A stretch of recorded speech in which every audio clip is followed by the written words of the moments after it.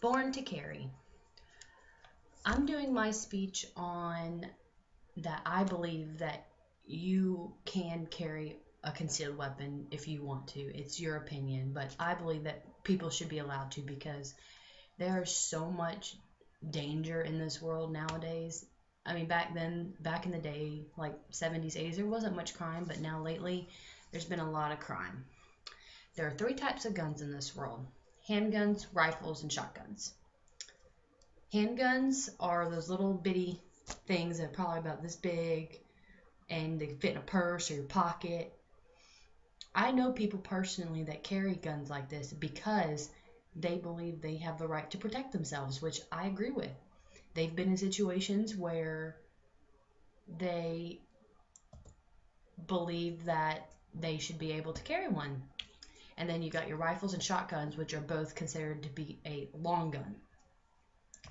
In 2005, 1,012 adults took a survey to let people use information that would make people understand why people carry it and who carries it and why they carry it. According to the chart, the group that carries the most would have to be the male population, followed by households, then Republicans. The least amount would have to be females and Democrats. This poll shows that the different varieties of groupings shows you how our world is different, like how the United States differs from different countries, and also shows that according to the people that made this, according to these CNN who made this graph, the southern people are the most people that carry guns. The next one is why they carry. Based on the same results, these same people were asked why they carry. At 67%, most of these people use it for protection only. At 66%, people use it for target practice. And at 58%, people use it for hunting, which most cases are people here in the South. The South will rise again. Okay. Right to carry laws. Right now, they're minimally restrictive. They require a background check, very small background check, and you have to take a gun safety course. Well, my opinion, you should be able to carry, but it should be harder to carry a gun. You should be able to have to pass a test, multiple tests, a deep background check of anything that's happened in your life, and the smallest little thing should count against you even if you have a field of if you're say your great grandfather had psychotic breaks, that could still run in your family, and I don't think that you should be allowed to carry one because you can go crazy any minute. The next thing is your state a shall issue, may issue, or no issue? Shall issue means states are that they give all applicants a right to carry concealed weapons on them, which I mean is great and all, but I think that the best way to go is the may issue. The may issue means must give a reason to carry, and it must be approved, which I think is the fairest way to do it because you let the good people have them that need it for a certain reason, and you let the bad people not have them for the same kind of reason. And then there's the no issue, which is carrying a concealed weapon is considered forbidden. And there's only one state in the United States that has that law, and that's Illinois, which happens to have the most crime in its city of Chicago.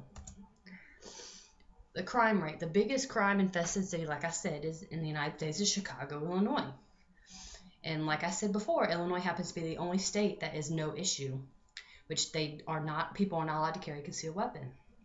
I think if people were allowed to carry concealed weapons, the crime rate would go down because most people in the city of Illinois that are mugged, raped, killed, any crime, they say at 82% they are brought is because of the person mugging them, raping them, etc.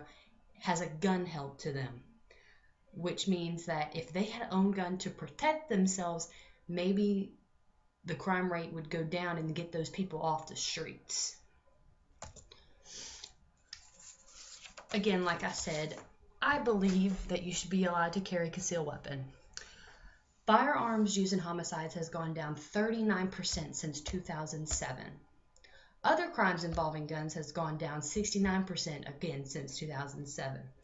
Since 2009, approximately 200,000 women carry to protect themselves, which I don't have a problem with, because if you feel like you live in a city or you feel like you need protection, because if you're a single mother or your husband's in the military or any reason you feel like you need to protect yourself, do it. Because I've never had to been in a situation where I need to protect myself, but once I live that situation, believe me, I'll be the first one in line getting one. And in Kennesaw, Georgia, which I found quite interesting, they required a gun in every household in the city, and crime rate has gone down 50+% in the city because people are allowed to protect themselves. Banning weapons does not decrease crime. People that are going for gun control, their biggest thing is like, if people don't have guns, crime will not happen. Well, you got to think. There's bombs, there's there's knives. People can make anything out of household items. There's even gases, chloroform. There's so many other ways that things that happen with crimes. Look at the bombing that happened in Oklahoma in the 90s. That didn't involve a gun. Look at the Boston bombings. That didn't involve a gun. Crime is still going to happen no matter if you take away guns or not. According to CNN, they created a top 25 worst crime list, which, I wasn't alive for most of these, but I know about them because I have an interest in them. Massive shootings have been happening in the United States since the 1940s. The very first one was in the 1940s when a soldier from World War II came home and he thought that all his neighbors were Nazis. And so he went on a shooting rampage and he killed 13 of them, and he eventually was withheld and they were able to put him in a loony bin, and that's where he eventually died. But shootings like the Navy Yard, which happened not too long ago, Sandy Hook, Aurora Movie Theater, Fort Hood, the Immigration Center, Virginia Tech, Columbine, the McDonald's in 1984 in California, the University of Texas Austin where that guy was in the tower shooting at people on the ground. Like, this stuff is going to happen no matter where you are. In my opinion, I think the United States is the safest country, and we still have high crime rates. So I believe that being able to carry a concealed weapon, you should be allowed to. It's just the right thing to do. Okay. If you carry a concealed weapon, you should follow these safety rules, because I've heard so many stories of kids finding the concealed weapon and then playing with it like it was, and they've killed themselves or the others they were playing with, which is not a good thing. How would you feel if you had a concealed weapon for your protection, your family's protection, and your child was able to reach it and retrieve it, and they're playing with it, and you hear it go off, and you walk in and your child's laying on the floor dead? That's no fun for any parent to go through. I know someone personally from when I was a little kid that it happened to, and it was hectic, and it was just not fun for the family. Number one, guns should always be pointed in a safe direction, which is down or away from where it can't. If it goes off, it'll go off in a safe direction. A gun going off is not safe, but goes off where it won't hurt anybody. If it goes through a wall, it's a wall. It can be replaced. A person cannot be replaced.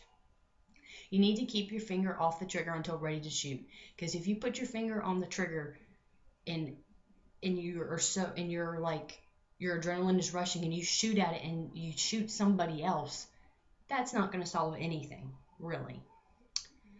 3, you need to beware what is behind your target. If you're saying you're shooting at somebody and there's another person behind them, the bullet could go through that person and then hit the other person.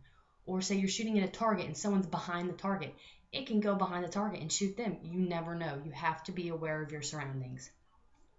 4, I shouldn't have to say this, but never be under the influence of drugs or alcohol, because you can do stupid things when you're under the influence, but you can do more stupid things when you're under the influence and you're handling a weapon.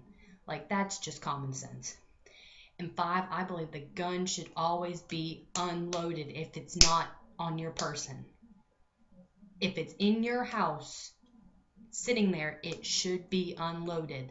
Like I said, children get to these things. They think they're toys.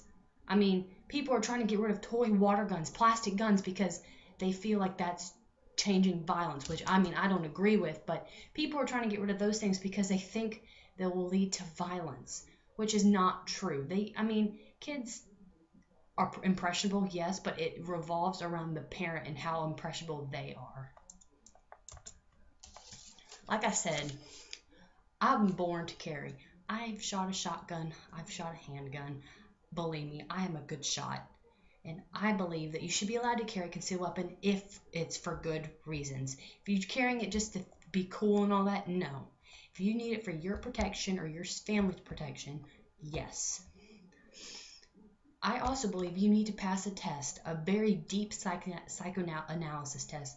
I mean, look at those, like I said, those shootings, those massive shootings. Those people got guns easily because they seemed normal and there wasn't a strong background check on them. And then over hundreds, thousands of people have died from these mass shootings, and it's not fun for that family of the shooter or the families of the deceased.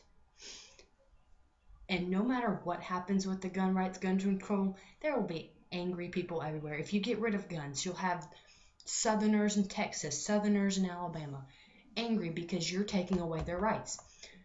But if you have gun rights, there's going to be people up in the north saying that you should not be able to have a gun. I think that I think that you shouldn't be able to have a gun because that's not safe. I believe that if someone comes into your house robbing you, trying to rape you, trying to kill you, you have the right to shoot at them. You have the right to defend yourself. A lot of people think if a robber comes into their house, people are trying to say that it's not fair to shoot at them. What if they're trying to kill you? Like, common sense here, people. Like I said, born to carry, yes. I love going hunting. I love doing all that kind of stuff. But when it comes down to it, I believe you should be able to carry a gun, but you also should have to go through multiple steps to get that gun, because all is fair when it comes to people's safety.